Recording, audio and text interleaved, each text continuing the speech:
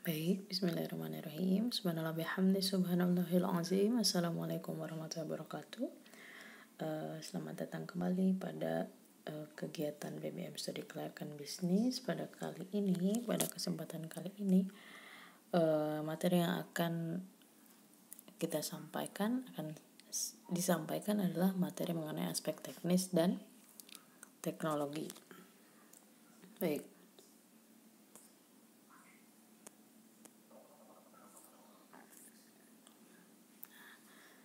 Aspek teknis dan teknologi pendahuluan.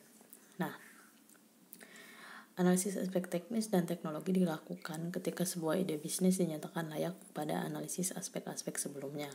Jika pada tahap ini dinilai tidak layak, sebaiknya ide bisnis ditunda terlebih dahulu. Nah, sebelumnya masih ingat kan, aspek yang dibahas itu adalah pertama aspek hukum, kemudian aspek pasar dan pemasaran. Sekarang kita masuk aspek teknis dan teknologi. Jika analisis pasar dan pemasaran yang pada tahap sebelumnya menunjukkan sebuah ide bisnis layak untuk dijalankan, maka langkah berikutnya adalah menjawab pertanyaan. Apakah bisnis tersebut secara teknis dapat dijalankan atau tidak? Meskipun berdasarkan aspek pasar dan pemasaran suatu bisnis layak dijalankan, tetapi jika secara teknis tidak dapat dijalankan dengan baik, maka investasi sebaiknya ditunda terlebih dahulu. Hal ini disebabkan bisnis itu seringkali mengalami kegagalan karena salah satunya mereka tidak mampu menghadapi masalah-masalah teknis. Nah, ini adalah hal-hal yang kira-kira perlu dianalisa pada aspek teknis dan teknologi. Pertama, pemilihan lokasi pabrik. Ya, jelas karena lokasi pabrik yang strategis ya, merupakan salah satu sumber keunggulan bersaing. Nah, kemudian yang kedua, penentuan skala produksi optimal. Nah, penentuan skala produksi yang optimal itu ya karena skala produksi yang terlalu besar akan menimbulkan pemborosan, jelas. Namun sebaliknya, skala produksi yang terlalu kecil justru akan membuat perusahaan kehilangan peluang untuk mendapatkan keuntungan. Jadi harus sesuai. Nah, berikutnya yang ketiga itu mengenai pemilihan mesin dan peralatan. Karena mesin dan peralatan yang digunakan tentu sangat berpengaruh pada keberhasilan proses produksi. Berarti kalau kita bicara mengenai mesin dan peralatan, mungkin ini skala usahanya memang besar ya.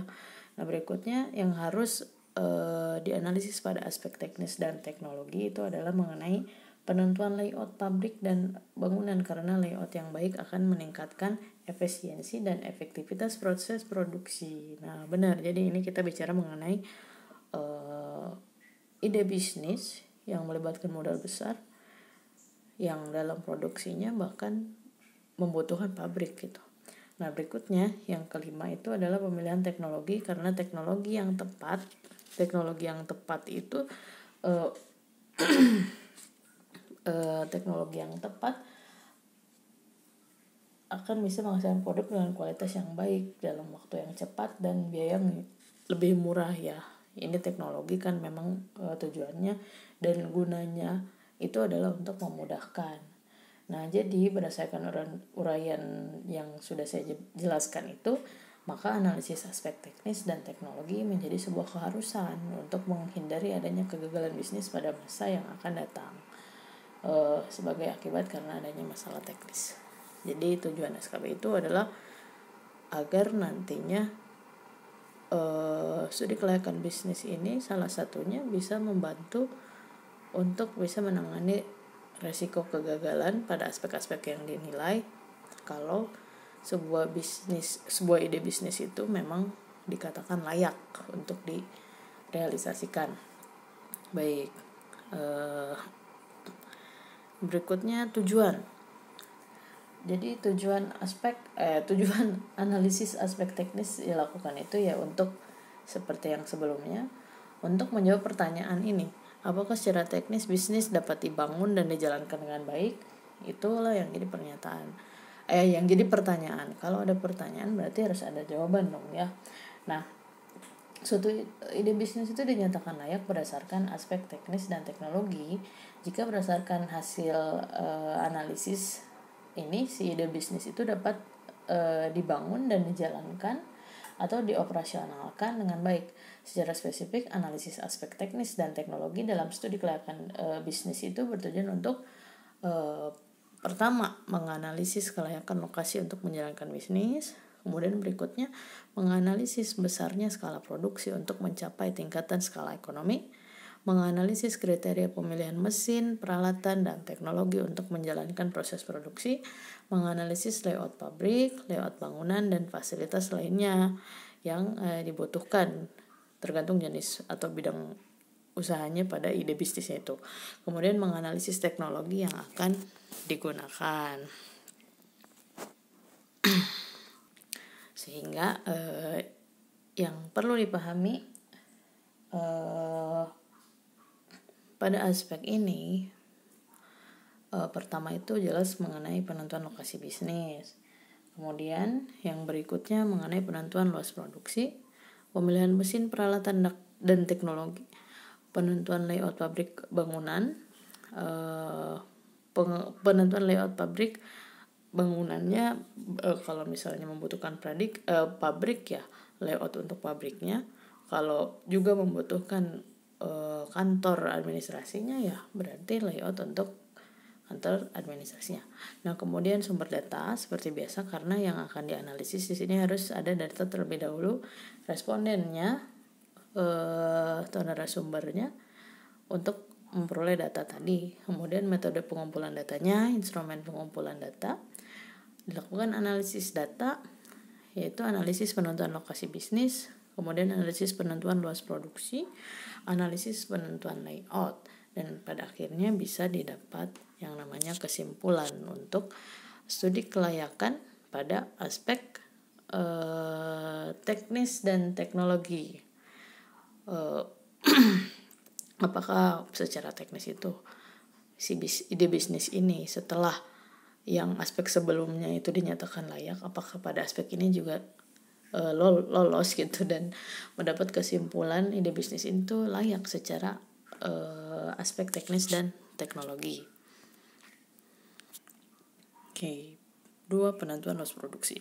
Langsung ke penentuan luas produksi ya, harusnya ada penentuan lokasi bisnis dulu. Rasanya udah saya buat tapi kok nggak ada. Baik, saya jelaskan aja. Pertama mengenai penentuan lokasi bisnis dulu secara singkat aja mungkin ya. Nah, pokoknya lokasi bisnis itu adalah lokasi di mana bisnis akan dijalankan, baik lokasi untuk lahan pabrik maupun lokasi untuk perkantoran ya, untuk administrasinya. Lokasi untuk lahan pabrik dapat dipisahkan dengan lokasi perkantoran, namun ya sepertinya kita akan membahas pada lebih ke lokasi untuk lahan pabrik ya, biar skalanya tuh lebih besar gitu, bayangannya bisa lebih besar lagi terkait studi kelayakan bisnis ya, karena pemilihan lokasi pabrik tuh jauh lebih kompleks dibandingkan dengan pemilihan lokasi untuk perkantoran atau untuk kegiatan administrasi sebuah bisnis ya. Nah, si lokasi bisnis jelas mempunyai pengaruh yang besar terhadap biaya operasional dan biaya investasi. Penentuan lokasi bisnis yang salah bisa menimbulkan beban tak terbatas dan gak terukur. Jadi segala halnya tuh benar-benar harus dipastikan, harus dinilai kelayakan pada aspek ini. Yang pertama itu pemahaman mengenai penentuan lokasi bisnis disesuaikan dengan perencanaan atau ide bisnis si perusahaannya. Nah, kira-kira ini adalah variabel-variabel utama dalam pemilihan lokasi bisnis. Itu diantaranya pertama jadi aksesnya itu mudah dengan ketersediaan bahan mentah. Kemudian letak pasar yang dituju, ketersediaan sumber energi, air, dan sarana komunikasi. Kemudian berikutnya ketersediaan fasilitas transportasi. Nah, tapi selain variabel-variabel utama tadi dalam pemilihan lokasi bisnis yang sudah saya sebutkan tadi, mungkin gak semuanya ya, yang terlintas aja yang bisa saya sebutkan. Variabel-variabel pendukungnya tuh juga perlu diperhatikan dalam pemilihan lokasi ya. Pertama mengenai hukum, berarti terkait pada aspek sebelumnya ya. Yang harus diperhatikan itu mengenai hukum, peraturan, kemudian adat istiadat yang berlaku di masyarakat setempat di mana si kantor administrasi ataupun pabrik itu ada atau didirikan. Nah, kemudian iklim, keadaan tanah dan struktur topografis ya, kalau yang seperti itu teh berarti. Nah, ini kan termasuk resiko yang tidak terkontrol ya. Kalau misalkan iklim, cuaca dan lain-lain, kalau misalkan kondisinya ekstrim, yaitu bisa membuat perencanaan tuh benar-benar jadi gagal.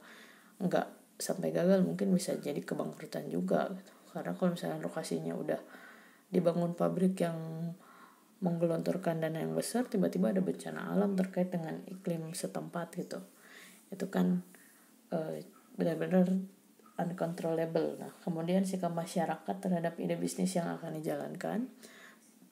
Jadi ini terkait stakeholder ya. Perusahaan di era ini tuh memang nggak bisa egois, mereka juga harus bisa memikirkan kemaslahatan atau kesejahteraan nggak cuman mereka aja sebagai shareholder, tapi stakeholder sampai masyarakat di sekitar tempat bisnis mereka berada gitu. Intinya komunikasi, dan benar-benar harus ada bagian yang bisa memanage itu gitu mengenai hubungan dengan masyarakat. Nah, kemudian berikutnya rencana pengembangan perusahaan pada masa yang akan datang. Kalau misalkan setiap perencanaan itu, setiap pebisnis itu pasti pencapaiannya mereka tidak akan cukup dengan hanya membuat satu target kemudian stuck di situ. Membuat target tercapai lalu udah aja nerima segitu aja, tapi pasti ada pencapaian berikutnya. Sehingga rencana pengembangan perusahaan pada masa yang akan datang itu termasuk yang harus diperhatikan. Kemudian biaya pengerasan tanah itu juga ya harus diperhatikan. Nah, berikutnya kita bisa masuk ke poin yang kedua mengenai penentuan luas produksi. Oke. Nih, luas produksi itu berbeda dengan luas perusahaan ya. Ini beberapa indikator yang bisa digunakan untuk mengukur. Oke. Nah, si luas produksi ini merupakan jumlah atau volume hasil produksi yang seharusnya diproduksi oleh perusahaan dalam suatu periode tertentu. Ini berkaitan dengan perencanaan di awalnya ya terkait produksi. Kemudian perlu diingat di sini luas produksi itu berbeda ya dengan luas perusahaan. Jadi bayangannya jangan disamakan luas perusahaannya. Seluas ini ya produksinya harus luas, tapi sekali lagi luas produksi itu jumlah atau volume hasil produksi yang harusnya diproduksi oleh perusahaan dalam satu periode tertentu. Nah, luas produksi harus direncanakan secara matang agar perusahaan dapat memperoleh keuntungan yang optimal. Jumlah produksi yang terlalu besar akan menyebabkan adanya penumpukan barang jadi di gudang sehingga menimbulkan pemborosan. Nah, sebaliknya, kalau jumlah produksinya terlalu kecil, ya tentu akan menyebabkan perusahaan tidak mampu memenuhi permintaan pasar dan akibatnya udah bisa ketebak ya. Kalau misalkan pasar itu tidak bisa atau si konsumen tidak bisa dipenuhi kebutuhannya ketika dia mau tapi nggak disediakan, ya pasti dia akan lari mencari produk pengganti, substitusi, sehingga akan berakibat perusahaan itu akan berdampak kepada perusahaan yang akibatnya tuh mereka akan kehilangan kesempatan untuk mendapatkan keuntungan dari konsumen-konsumennya yang harusnya mereka bisa melakukan tindakan pembelian ya. Nah, luas produksi itu berbeda dengan luas perusahaan.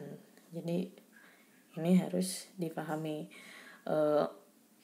karena ya mengukur luas perusahaan tidak hanya dapat diukur dengan pendekatan luas produksi saja, tapi juga dapat diukur dengan beberapa indikator nih di bawah ini. Pertama, mengenai bahan dasar yang digunakan. Indikator ini tuh dapat digunakan jika bahan dasar tertentu mendominasi seluruh proses produksi. Misalnya pabrik makanannya tuh makanan ringan kemasan yang bisa kita temui di mini market sampai market yang lebih besar lagi. Kan mereka tuh biasanya untuk snack ada bahan bakunya, misalnya perusahaan snacknya tuh perusahaan snack singkong, berarti kan bahan dasar yang paling mendominasinya tuh kan singkong, berarti bahan dasar yang digunakan ini yang bisa dijadikan indikator untuk dapat mengukur luas produksi. Nah, berikutnya barang yang dihasilkan. Indikator ini tentu dapat digunakan jika barang yang dihasilkan itu menggunakan berbagai bahan yang memiliki tingkat kepentingan yang bisa dinilai ya relatif sama gitu. Kemudian contohnya itu perusahaan Tegel, tahu nggak Tegel? Yang menggunakan bahan baku semen dan pasir.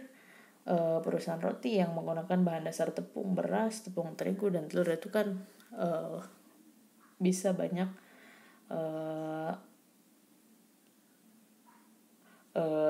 untuk perusahaan ini kan menggunakan banyak bahan ya, maksudnya seperti itu. Nah kemudian peralatan mesin-mesin yang digunakan bisa dijadikan indikator jika alat produksi jangka panjang memegang peranan utama dalam perusahaan tersebut. Nah contohnya tuh kandang dalam peternakan ayam, ini untuk usaha peternakan ayam, tanah dalam perusahaan pertanian.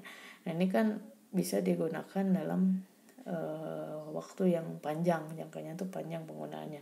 Kemudian jumlah pegawai yang digunakan. Nah indikator ini dapat digunakan jika perusahaan tuh menggunakan berbagai bahan dasar dan proses produksinya itu merupakan kegiatan yang padat tenaga kerja. Contohnya industri linting rokok itu kan melibatkan tenaga pegawai yang cukup besar. Industri batik tulis dan sejenisnya. Nah kemudian perusahaan juga tidak selalu memaksimalkan luas produksi ya, karena tentu akan ada faktor-faktor yang membatasi luas produksi ya tersebut gitu. Luas produksi yang ditentukan tadi ya, faktor-faktor yang bisa memungkinkan perusahaan tiba-tiba membatasi luas perusahaan dan luas produksi ya, dan harus dipertimbangkan ya dalam menentukan luas produksi ini. Pertama, batasan permintaan pasar, kadang naik kan, kadang turun juga.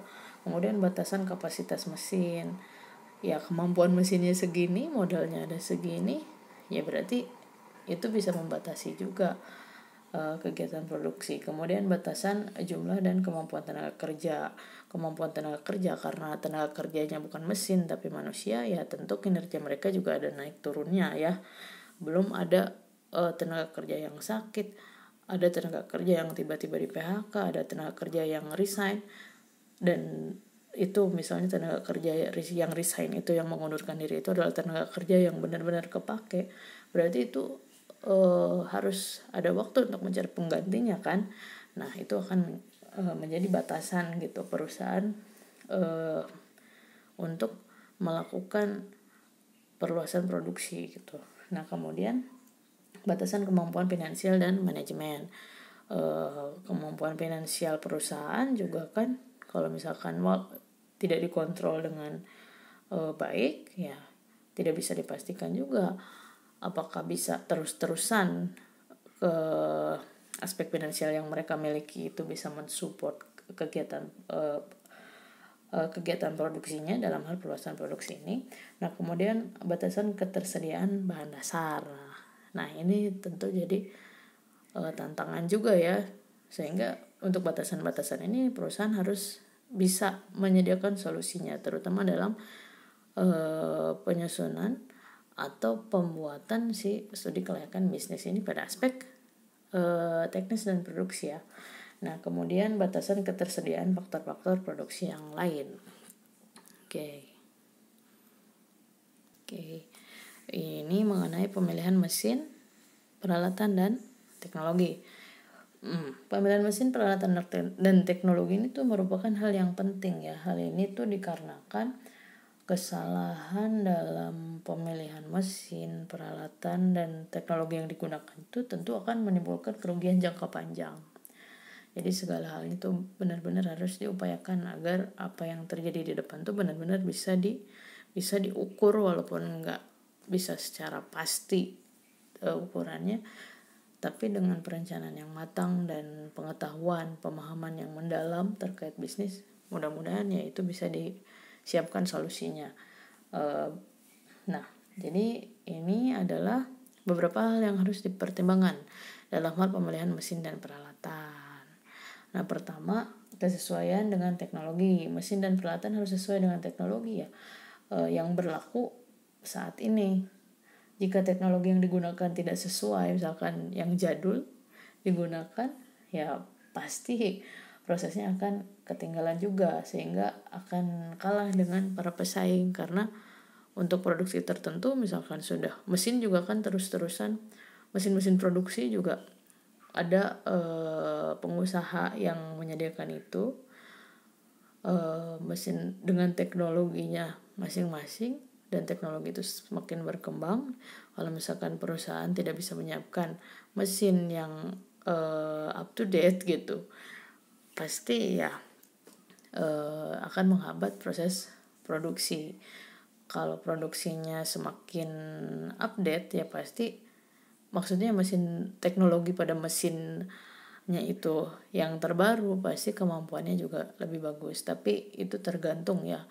Makanya di setiap pabrik yang menggunakan mesin mereka punya teknisi, dan biasanya perusahaan tuh nggak asal memilih karena ini yang terbaru jadi mereka harus punya. Kadang ada juga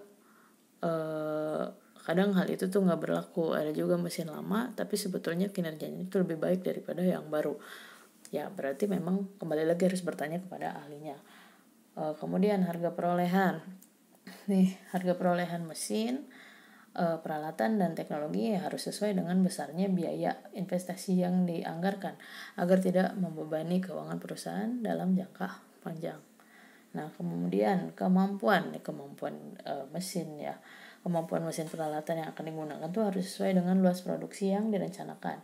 Hal ini untuk menghindari idle capacity yang akan menimbulkan pemborosan atau over capacity sehingga mengakibatkan kerusakan. Jadi ya nggak selalu harus update juga, tapi sesuaikan aja dengan tingkat atau luas produksinya.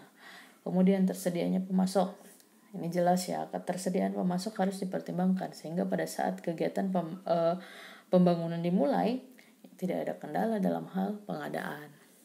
Ini kan baru studi kelayakan ya, jadi belum direalisasikan, masih dalam tahap menilai layak atau tidak nih ide bisnis ini untuk direalisasikan. Makanya namanya studi kelayakan bisnis.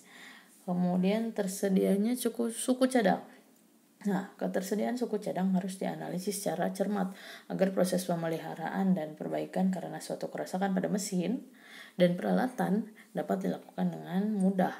Nah, kemudian berikutnya kualitas. Kualitas mesin menentukan keawetan dan kualitas produk yang akan dihasilkan. Itu udah jelas ya. Kemudian oleh karena itu ya kualitas mesin dan peralatan perlu dipertimbangkan juga. Tapi selain itu disesuaikan juga dong dengan kemampuan keuangan yang ada. Kemudian umur ekonomis, ini yang juga harus dipertimbangkan terkait produk-produk tertentu, termasuk mengenai mesin dan peralatan. Ada umur ekonomisnya ya. Taksiran umur ekonomis harus sesuai dengan keberadaan bisnis yang akan dijalankan. Jangan sampai umur ekonomi mesin itu terlalu pendek sehingga ya habis sebelum bisnis mencapai tingkat pengembalian investasi sebelum BEP, tapi mesinnya udah harus diganti gitu karena umur ekonomisnya sudah menurun. Nah, kemudian teknologi yang paling maju itu juga belum tentu sesuai dengan kondisi perusahaan ya. Oleh karena itu pemilihan teknologi benar-benar harus mempertimbangkan yang namanya manfaat ekonomi yang diharapkan. Nah, kurang lebih seperti itu.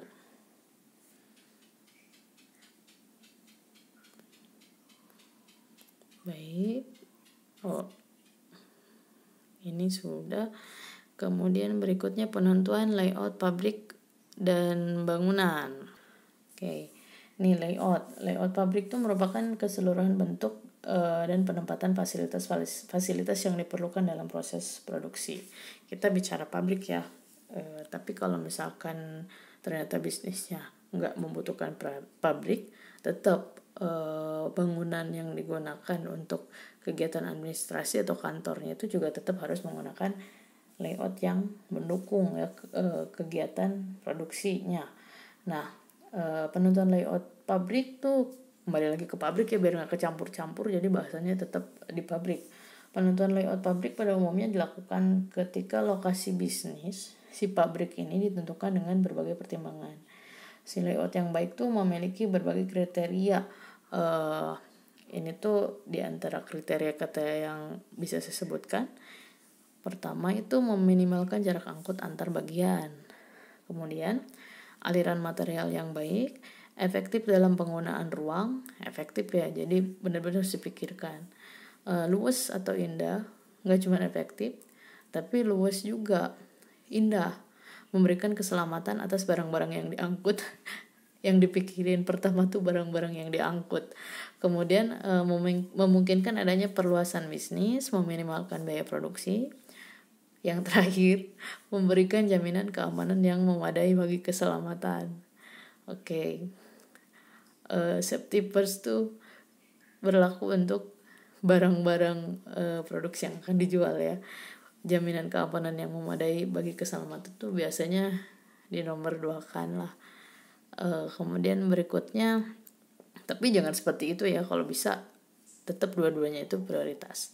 Nah, ini ada macam-macam layout, ada banyak ya mungkin ya, mungkin teman-teman juga udah pernah dapat ini pada mata kuliah MO dan RO. Nah, kemudian layout, nah ini macam tipe layout maksudnya. Pertama, layout proses atau fungsional nih. Pada layout ini proses mesin-mesin dan peralatan yang mempunyai fungsi yang sama dikelompokkan, kemudian ditempatkan dalam satu tempat atau ruang tertentu. Layout ini tuh cocok bagi perusahaan yang berproduksi untuk pesanan, di mana banyak pesanan yang berbeda, produksi yang pre-order ya, di mana pesanannya itu beraneka ragam, berbeda-beda baik dalam bentuk, kualitas maupun jumlahnya. Kemudian layout produk atau garis. Nah, pada layout ini tuh produk mesin-mesin dan peralatan disusun berdasarkan urutan operasi yang diperlukan untuk produksi yang akan dibuat. Layout ini tuh cocok digunakan bagi perusahaan yang berproduksi ya secara terus-menerus dalam jumlah yang besar. Kemudian layout kelompok. Pada layout kelompok ini, si mesin-mesin dan peralatan yang memuat serangkaian komponen yang sama dikelompokkan pada satu tempat. Layout ini merupakan kombinasi di dua layout yang sebelumnya, kombinasi antara layout produk dan layout proses. Oke, berikutnya kita bicara mengenai sumber data. Nah, sumber data, karena ada data yang harus dikumpulkan dan kemudian dianalisis untuk bisa diperoleh kesimpulan layak atau tidaknya ide bisnis pada aspek ini setelah aspek sebelumnya dinyatakan layak. Pertama, ini ada data primer. Data primer yang dibutuhkan untuk analisis teknis dan teknologi pada studi kelayakan bisnis itu kurang lebih tentang pertama lokasi bisnis. Ya, jelas ini data tentang faktor-faktor yang menjadi pertimbangan dalam pemilihan lokasi bisnis. Yang di dalamnya itu ada lingkungan masyarakat, sumber daya alam, sumber daya manusia, pasar, pengangkutan, pembangkit tenaga, dan lalu untuk perluasan bisnis yang akan datang. Tadi sudah disampaikan. Kemudian luas produksi, data yang dibutuhkannya itu adalah data tentang faktor-faktor yang mempengaruhi luas produksi. Di antaranya itu ada jumlah bahan dasar, rencana kapasitas mesin, rencana jumlah tenaga kerja, kemudian besarnya permintaan dan termasuk di dalamnya jumlah faktor-faktor produksi yang lain. Berikutnya mesin, peralatan dan teknologi. Data pada aspek ini tuh yang menjadi pertimbangan dalam pemilihan mesin, peralatan dan teknologi itu diantaranya mengenai spesifikasi peralatan yang digunakan dong ya, kemudian harganya, kemampuannya, pemasok yang bisa menyediakan itu, ketersediaan suku cadangnya, karena kalau dibeli, karena mengingat bukan kita sendiri yang memproduksi mesin itu, kalau misalkan ada kerusakan tentu kita harus bisa juga memahami, harus mengetahui ketersediaan suku cadang dari mesin itu. Kemudian teknologi yang akan digunakan juga ini tentu menjadi data primernya. Data sekundernya itu adalah data yang dibutuhkan untuk analisis pada teknis ini, teknis dan teknologi. Pada aspek ini maksudnya, aspek teknis dan teknologi adalah data tentang spesifikasi peralatan dan teknologi yang akan digunakan, kemudian profil masyarakat, profil daerah, dan literatur yang berkaitan dengan penentuan lokasi bisnis, penentuan produksi, pemilihan mesin peralatan dan teknologi dan penentuan layout.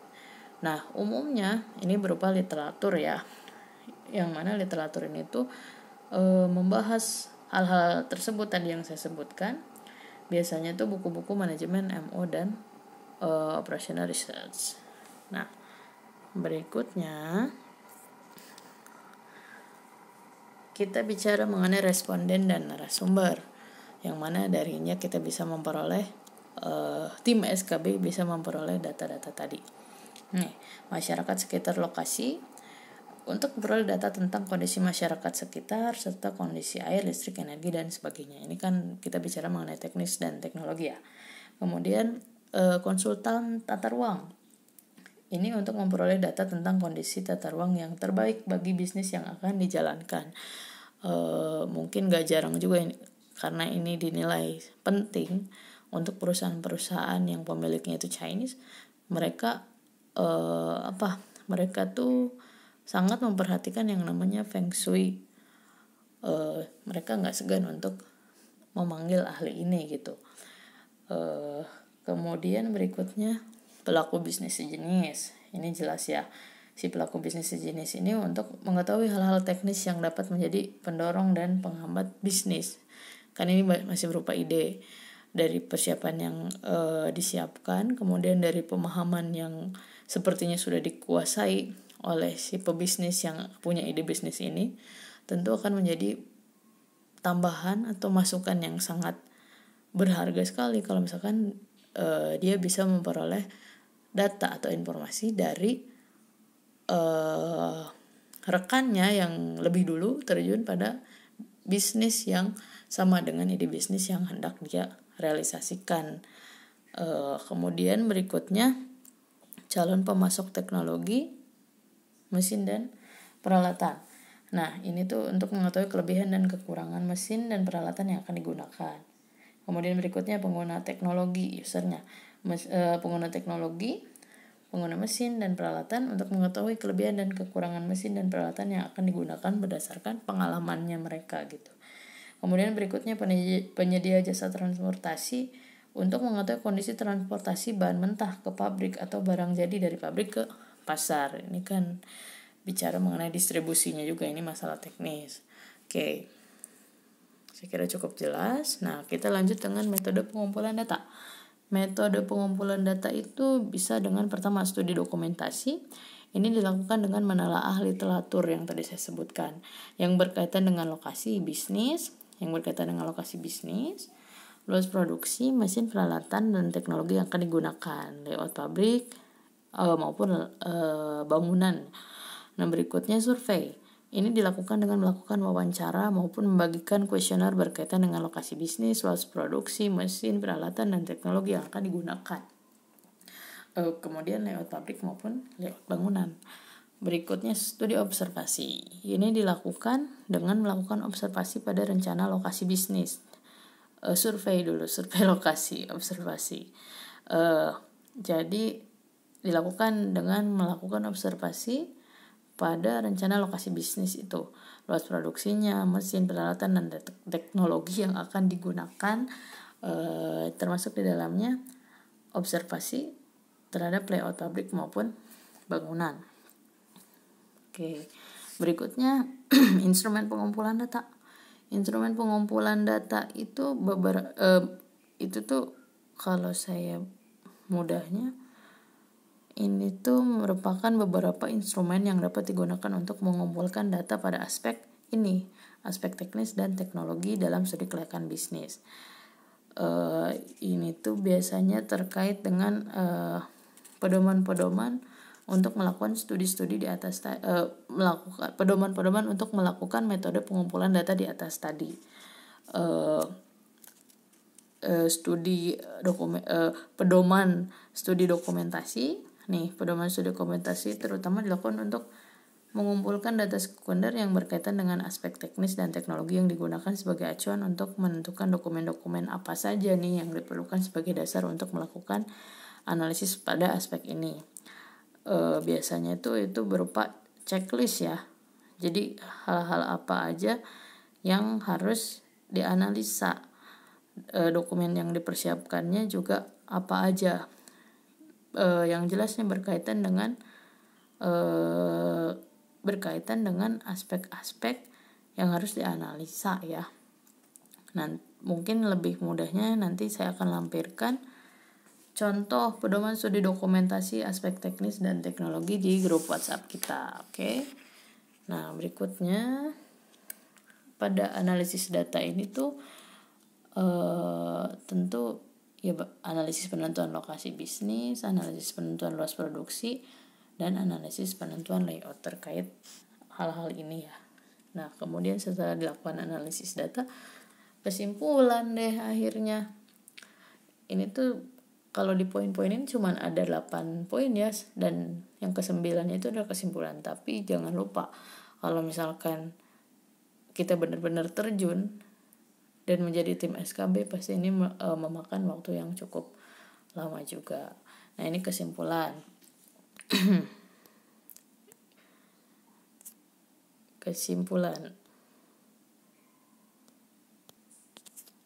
Oke, maju mundur. Oke. Nih, sama seperti halnya tadi di kesimpulan, bukan tadi sih, sebelumnya pada aspek pasar dan pemasaran ada checklist kan. Ini tuh sebagai tabel yang bisa memudahkan dalam proses pembuatan kesimpulan. Nah, kesimpulan pada aspek teknis dan teknologi itu dilakukan dengan menganalisis tingkat kesiapan teknis dan teknologi dengan ide bisnis itu ya. Sebuah ide bisnis itu pokoknya akan dinyatakan layak berdasarkan aspek teknis dan teknologi jika telah diperoleh lokasi yang layak, kemudian dapat mencapai produksi yang optimal sesuai yang ditentukan, kemudian ketersediaan teknologi, kemudian berikutnya tuh mereka bisa menyusun layout bisnis baik pabrik maupun kantornya secara optimal, saling bersinergi semua yang yang harus diupayakan gitu untuk agar analisis pada aspek ini tuh benar-benar pada akhirnya bisa dinyatakan layak. Nah, ini untuk bantuannya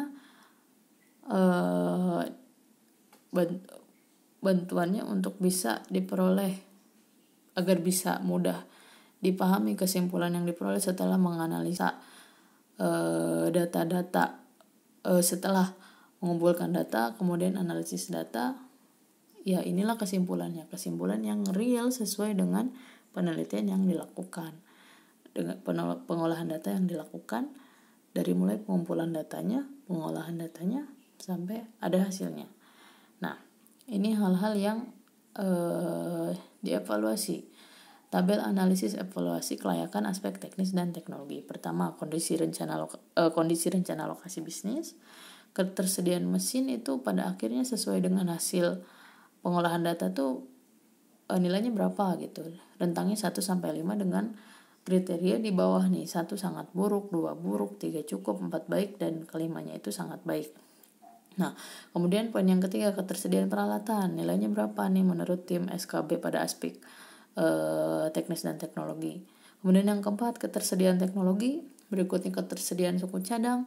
Yang keenam, kemampuan memproduksi produk pada skala produksi yang optimal. Dan terakhir, kemampuan menyusun layout pabrik atau kantor yang optimal. Nah, nilainya tuh berapa nih? Tapi bukan nilai yang asal tembak, melainkan sesuai dengan hasil analisis data tadi yang dilakukan oleh tim SKB pada aspek teknis dan teknologi. Nah, evaluasi dilakukan berdasarkan hasil analisis pada masing-masing aspek seperti diuraikan sebelumnya nih yang di atas. Ide bisnis dinyatakan layak jika nilai rata-rata evaluasi itu penilaiannya pada aspek, ini belum diganti karena sama ya. Jangan karena sama jadi saya lupa mengganti. Penilaian pada aspek teknis dan teknologi ya. Penilaian pada aspek ini tuh di atas atau sama dengan 3. Pokoknya tengah-tengah atau melebihi itu gitu. Kalau misalkan nilai rata-ratanya 3, itu masih bisa dikatakan layak. Kalau misalkan kurang dari itu berarti tidak layak. Kalau di atas itu ya berarti memang bisnis ini insya Allah setelah diikhtiarkan dengan SKB memang akan layak jika benar-benar direalisasikan dan studi kelayakan pada aspek berikutnya itu bisa dilakukan gitu. Baik, ini sumber referensinya dan terima kasih atas perhatiannya, mudah-mudahan bisa dipahami dengan baik. Mohon maaf apabila ada kata-kata yang tidak berkenan. Jika ada pertanyaan boleh diajukan pada grup WhatsApp. Wabillahi taufiq wal hidayah. Wassalamualaikum warahmatullahi wabarakatuh.